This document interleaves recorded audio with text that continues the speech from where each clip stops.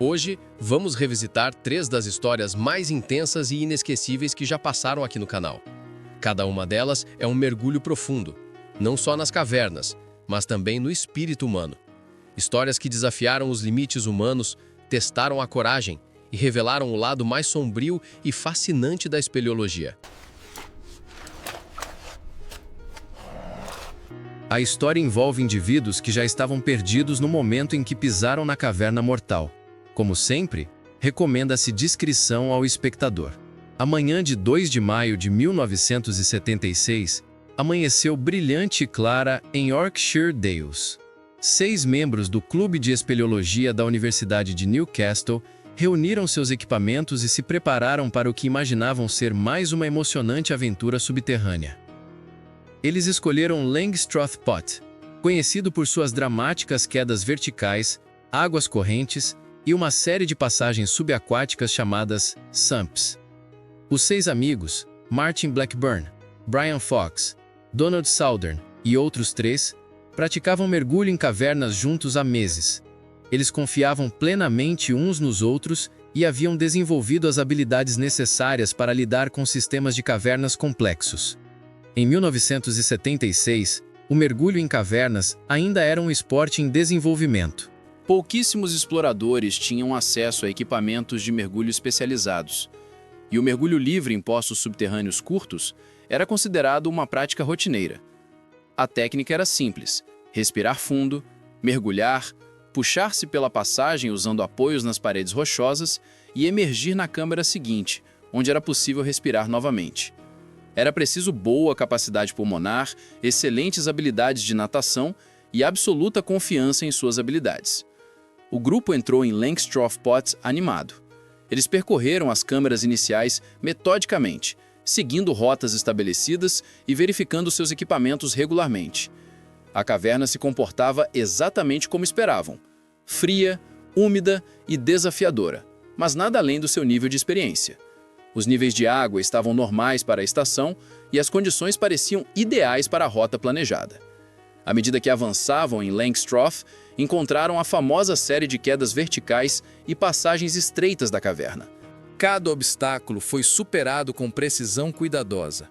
Eles se moviam em equipe, garantindo que todos passassem em segurança por cada seção antes de prosseguir. Horas se passaram no subsolo enquanto eles navegavam pelo complexo sistema de cavernas.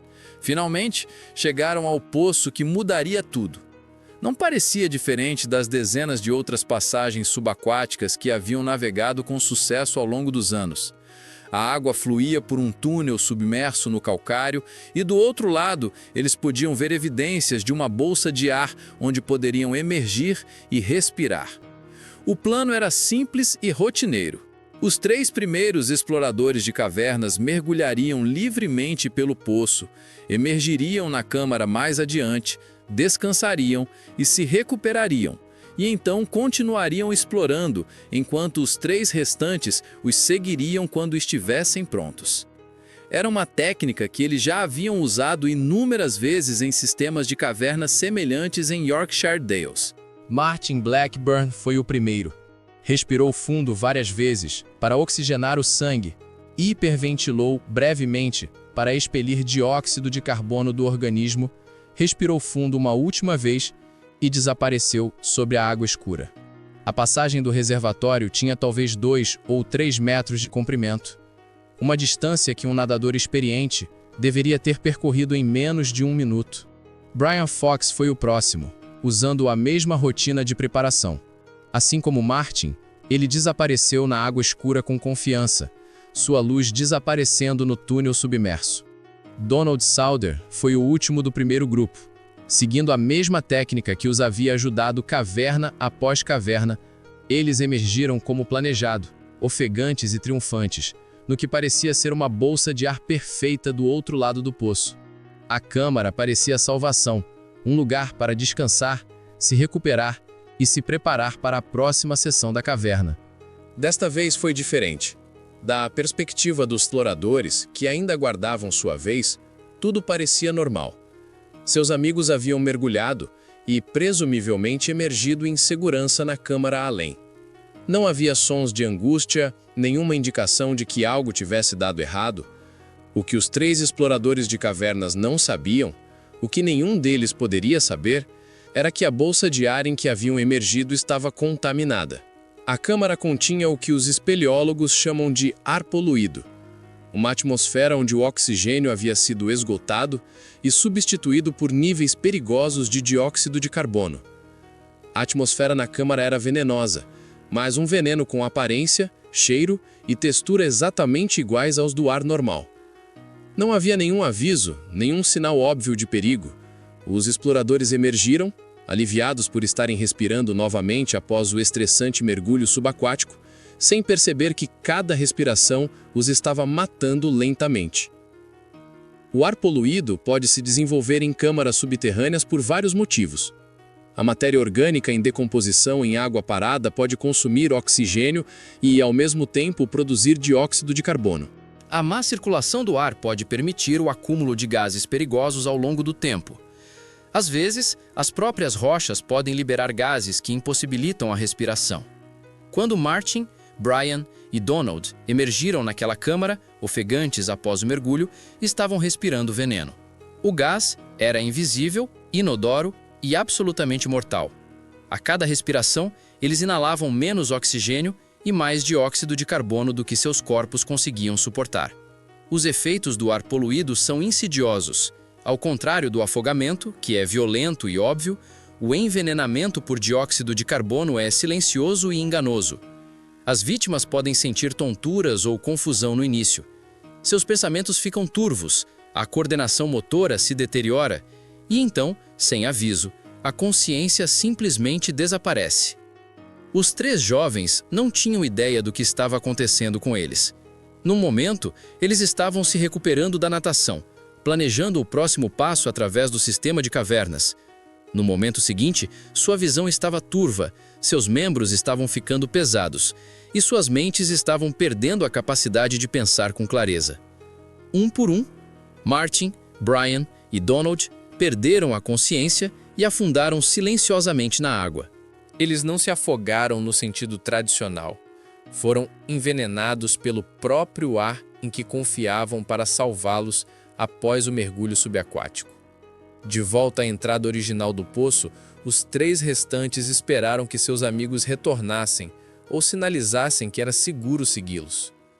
A exploração de cavernas frequentemente envolve longas esperas enquanto as equipes passam por passagens difíceis, então, inicialmente, não havia motivo para alarme.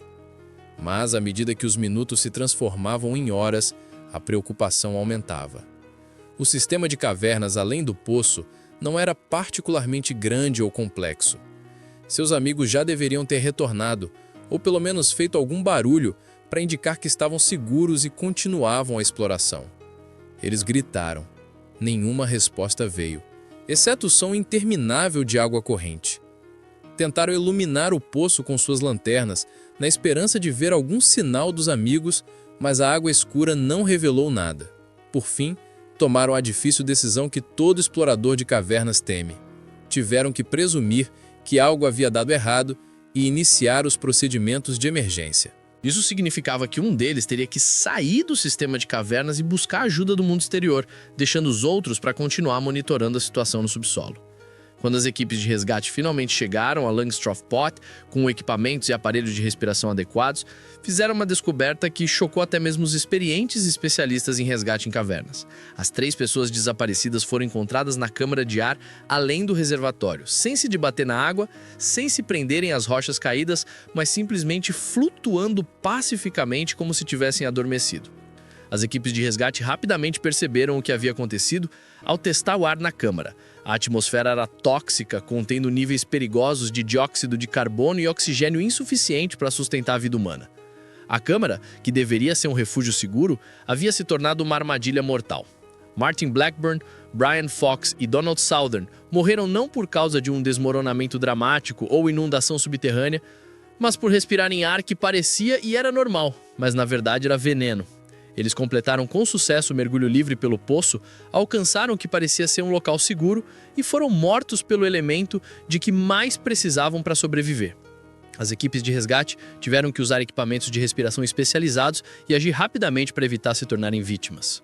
Mesmo com o equipamento adequado, eles só puderam passar um tempo limitado na câmara contaminada antes de se retirarem para áreas com ar respirável. A investigação que se seguiu revelou a cruel ironia do desastre do pote de Langstroth. Esses 3 jovens haviam feito tudo certo de acordo com as práticas de exploração de cavernas da época. Eles eram experientes, devidamente equipados para os padrões da década de 1970 e seguiam técnicas que haviam sido usadas com sucesso em inúmeros outros sistemas de cavernas. O problema não era erro humano ou comportamento imprudente. O problema era que eles se depararam com um fenômeno natural mal compreendido e praticamente impossível de detectar sem equipamento especializado, incomum para exploradores recreativos na década de 1970. Hoje, todo explorador de cavernas, sério, conhece a história de Martin Blackburn, Brian Fox e Donald Southern. Seus nomes são mencionados com reverência em sessões de treinamento e instruções de segurança. Suas mortes são um exemplo disso. Nem mesmo o ar que você respira é confiável sem verificação. Se este vídeo te impactou ou te fez refletir sobre os riscos reais da espeleologia, não se esqueça de se inscrever no canal. Deixe seu like, compartilhe com quem se interessa por aventuras subterrâneas e ative o sininho para mais conteúdo sobre exploração de cavernas, sempre com responsabilidade e respeito à vida.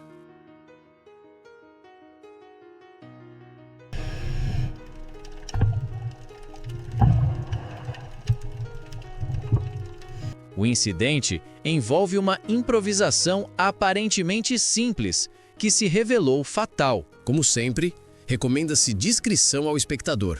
O dia 26 de abril de 1999 deveria ter sido apenas mais uma aventura de mergulho técnico para Guido Godenzi. Em vez disso, tornou-se o dia em que um único momento de confusão criou o caos para o jovem de 29 anos nas águas de El Waters, na nascente Diapolder, na Flórida. Godenzi não era um novato. Com 4 anos de experiência em mergulho em cavernas, ele entendia o complexo mundo do mergulho técnico, onde cada respiração era calculada e cada decisão podia significar vida ou morte. Ele havia treinado extensivamente em mergulho com mistura de gases, a técnica avançada que permite explorar profundidades que passam de meia centena de metros. Naquela manhã, Godenzi desceu até a fonte Diapolder com os colegas Simone Roncalli e Sandra Dirksen. O destino deles era uma grande câmara subaquática localizada a aproximadamente 58 metros de profundidade. Nessa profundidade, a pressão da água é quase 6 vezes maior do que ao nível da superfície, mudando radicalmente como os gases afetam o corpo humano. Os 3 carregavam vários cilindros, cada um com misturas específicas de oxigênio, nitrogênio e hélio, calculadas para cada etapa. Não se tratava de mergulho recreativo, onde um único cilindro de ar bastava.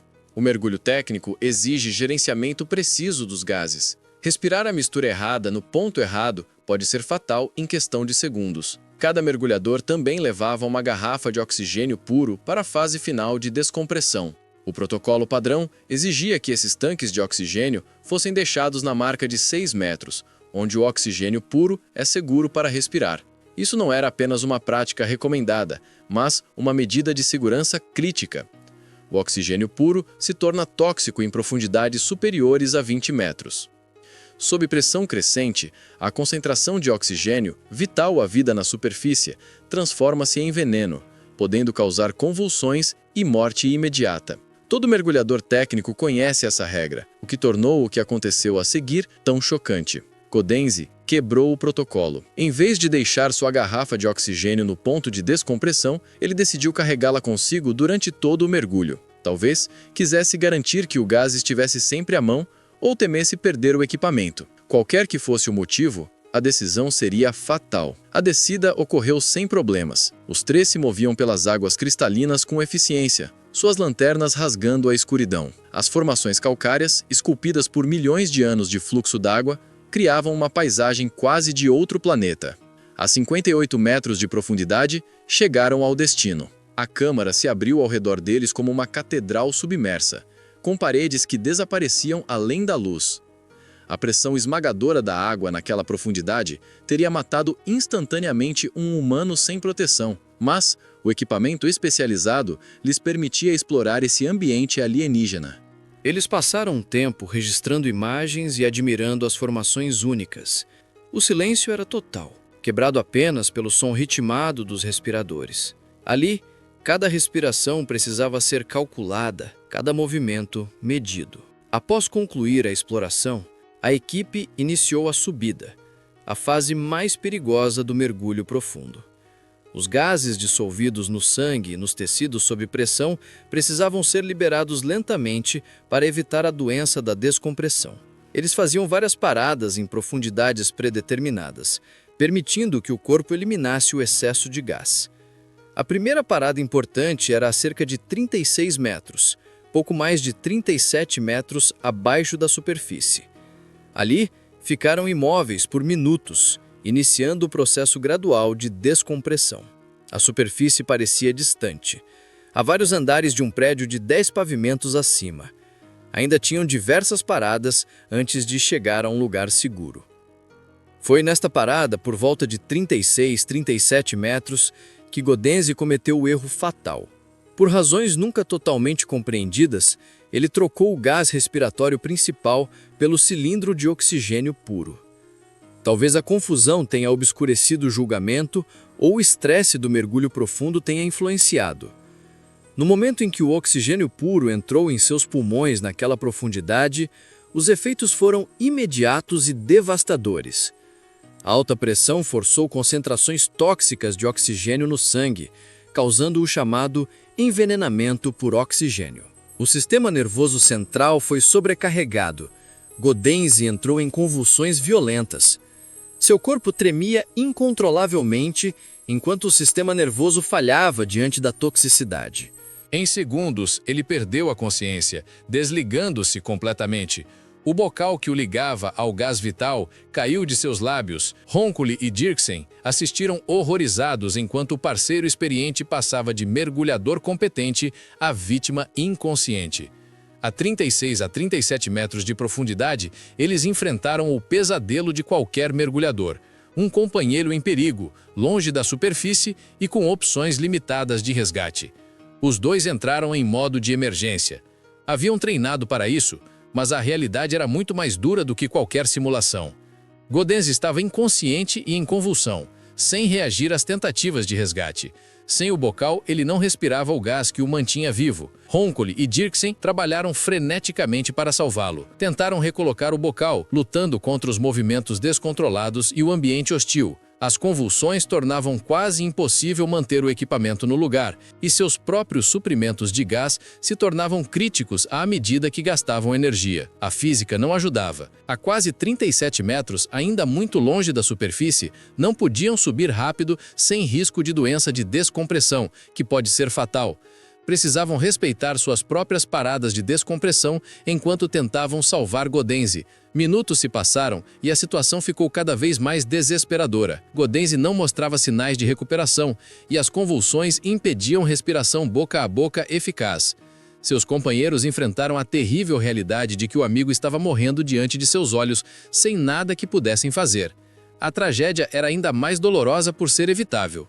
Os limites de toxicidade do oxigênio são bem conhecidos. O uso de oxigênio puro além de 20 metros é regra básica em qualquer curso de mergulho técnico. Mergulhadores experientes seguem protocolos rígidos para evitar exatamente esse tipo de acidente. A prática recomendada é deixar cilindros de oxigênio a 6 metros de profundidade, evitando qualquer possibilidade de respirar oxigênio puro em locais mais fundos. O mergulho técnico não oferece margem para erros.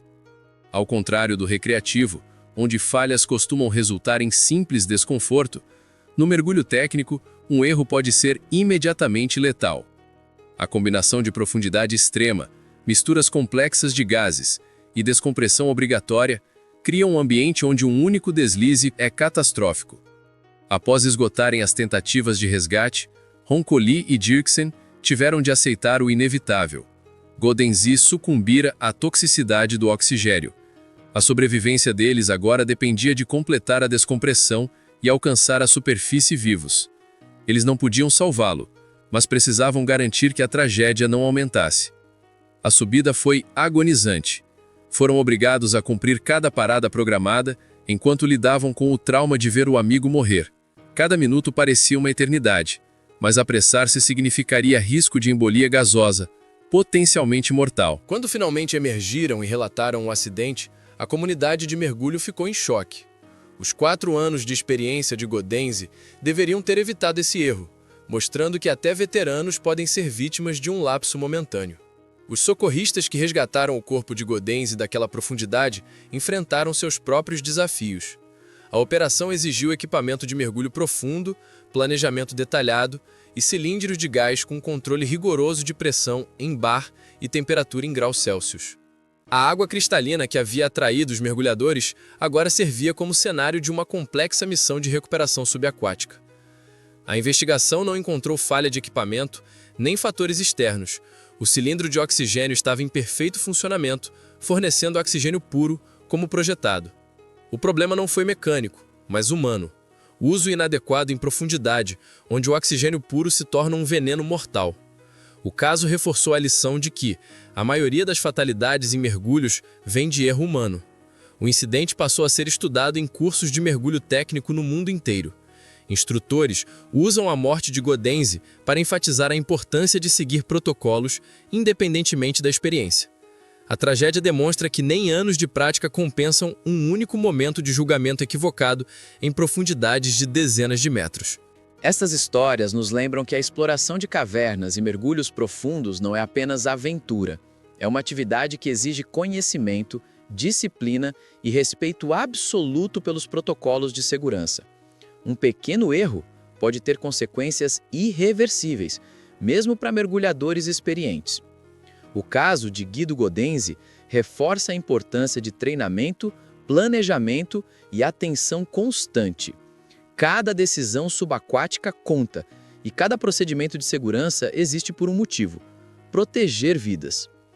Se você quer continuar aprendendo sobre mergulho técnico, acidentes em cavernas e como a preparação salva vidas, inscreva-se no canal e ative o sininho para não perder os próximos vídeos. Deixe seu like se este vídeo trouxe informações valiosas e compartilhe nos comentários sua opinião ou experiências com mergulho.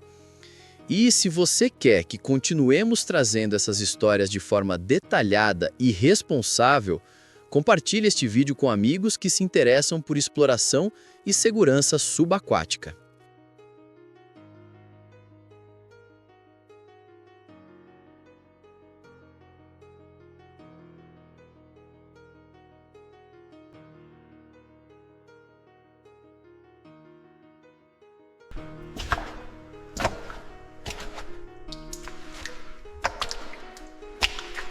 O ambiente sombrio e recluso de uma caverna se transforma em uma armadilha mortal para quem enfrenta a depressão, e foi exatamente o que aconteceu com este espeleólogo que se perdeu por 34 dias agonizantes no labirinto subterrâneo, levando-o à beira do colapso. Como sempre, recomenda-se cautela do espectador. A noite de 18 de dezembro de 2004 pairava pacificamente sobre o pequeno vilarejo de Madeiron, no sudoeste da França. Jean-Luc Joshua Vergès, um zelador de 48 anos em uma clínica local, saiu de casa sem se despedir da esposa e do filho de 14 anos. A depressão era sua sombra constante há muitos meses, envolvendo seus pensamentos como uma névoa densa. Ele entrou em seu Land Rover, enfiou uma garrafa de uísque e um bolso cheio de pílulas para dormir dentro do casaco e subiu as colinas de calcário que dominavam a vila. À medida que o anoitecer se transformava em escuridão total, Jean-Luc dirigiu seu veículo em direção à entrada aberta de uma fazenda de cogumelos abandonada, construída dentro de cavernas subterrâneas. Ele permaneceu em silêncio por um momento, depois acendeu a lanterna e saiu, deixando a porta do motorista aberta. Ele tropeçou para frente, segurando o uísque em uma das mãos, em direção às cavernas subterrâneas, um túnel interminável que levava a cavernas. A fazenda abandonada não era apenas uma caverna, mas um vasto labirinto subterrâneo. Originalmente escavado como uma mina de giz, o túnel se estendia por aproximadamente 8 quilômetros, 8 quilômetros abaixo das colinas. Era um labirinto desorientador de corredores sem saída, passagens sinuosas e becos cegos esculpidos no calcário. Jean-Luc se aprofundou na curva à esquerda, depois à direita, sem um destino específico em mente. Sem mapa ou sistema de navegação, ele se perdeu completamente em poucos minutos. Os túneis subterrâneos eram tão parecidos que, ao tentar retornar, não havia como saber se estava refazendo seus passos ou se aventurando mais fundo no labirinto. Em poucas horas, as baterias da lanterna começaram a falhar. O feixe de luz foi diminuindo a cada minuto, até que finalmente se apagou, mergulhando na escuridão mais absoluta. Sem luz, o senso de direção de Jean-Luc desapareceu imediatamente. Ele continuou em frente, com as mãos estendidas, tateando as paredes frias e úmidas. O chão sob seus pés ficava cada vez mais encharcado à medida que avançava por um corredor particularmente lamacento. Ao tentar dar mais um passo, os 2 sapatos foram arrancados completamente de seus pés, engolidos pela lama com um som suave e imperceptível. Agora descalço, Jean-Luc continuou a cambalear na escuridão total. A temperatura nas cavernas permanecia constante em 12 graus Celsius, fria o suficiente para ser desconfortável para um homem sem roupas ou abrigo adequados. Seus dedos percorreram as paredes ásperas de calcário enquanto ele procurava qualquer indício de saída. Cada corredor levava a outro, idêntico em sua escuridão, indistinguível em suas curvas e voltas.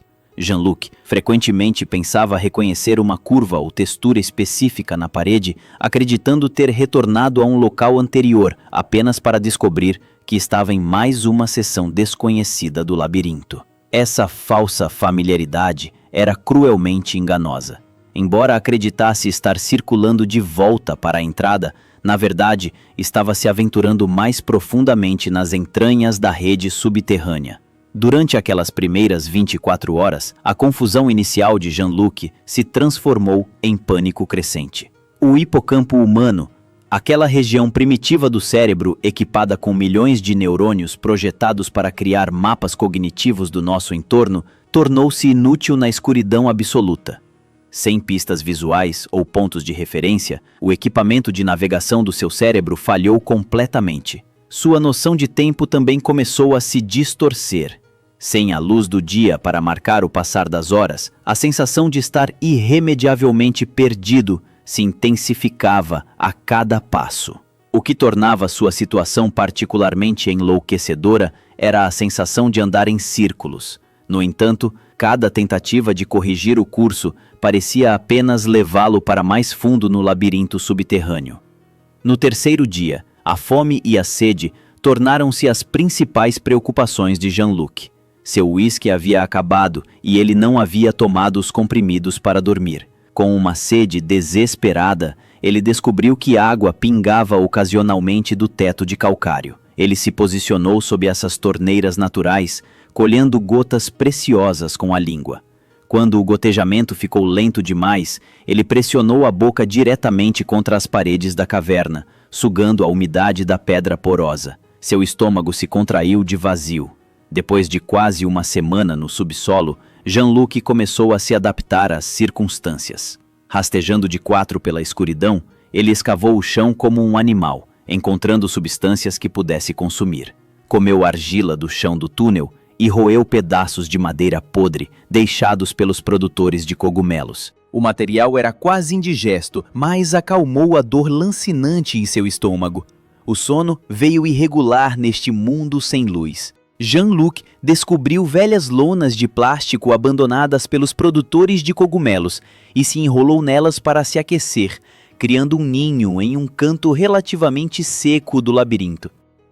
Sem os ritmos do dia e da noite, seus padrões de sono tornaram-se erráticos. Às vezes, ele se encolhia por minutos apenas para acordar com a sensação de que dias haviam se passado.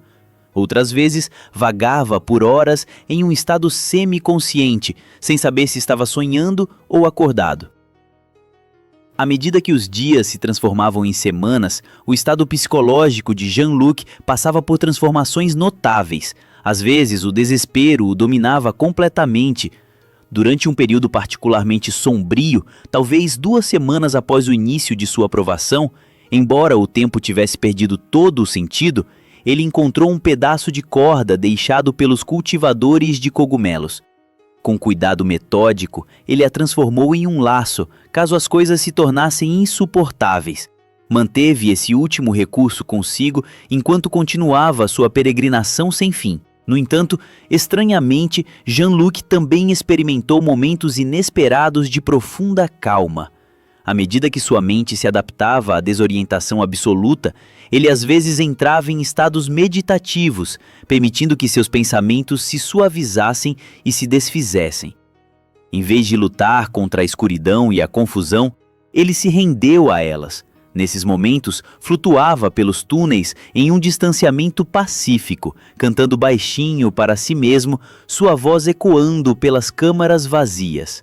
Na 4ª semana, o corpo de Jean-Luc passou por mudanças drásticas.